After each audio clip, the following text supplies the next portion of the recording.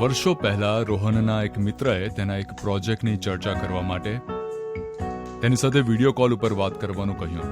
તેના મિત્રએ તેને વિડીયો કોલ કેવી રીતે સેટ કરવો તે સમજવા માટે કોઈ જુવાનની મદદ લેવા જણાવ્યું. તેને તે કેવી રીતે કરવું તેની ખબર નહોતી.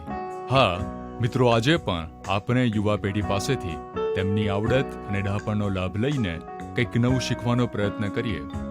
બાઇબલમાં રૂથ અને નાઓમીની વાર્તામાં આ બાબત આપણને જોવા મળે છે કે જ્યારે રૂથ એક વફાદાર પુત્રવધુ તરીકે પોતાની સાસુ નાઓમી સાથે બેથલેહેમ પાછા આવવા જણાવે છે અને નગરમાં આવ્યા પછી તેની સાસુ નાઓમીને તેને અનાજ લેવા માટે જવા દેવા જણાવ્યું.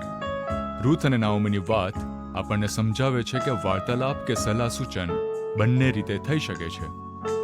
આપણથી નાના કે મોટા ઉંમરના લોકો પાસેથી કંઈક શીખવા જેવું છે. મિત્રો, આવો આજે પ્રેમાળ અને વફાદાર આંતરપેઢીના સંબંધોને વિકસાવવાનો પ્રયત્ન કરીએ કે જે આપણા અને અન્યોના માટે આશીર્વાદરૂપ બનશે અને આપણે જે નથી જાણતા તે શીખવામાં મદદરૂપ થશે.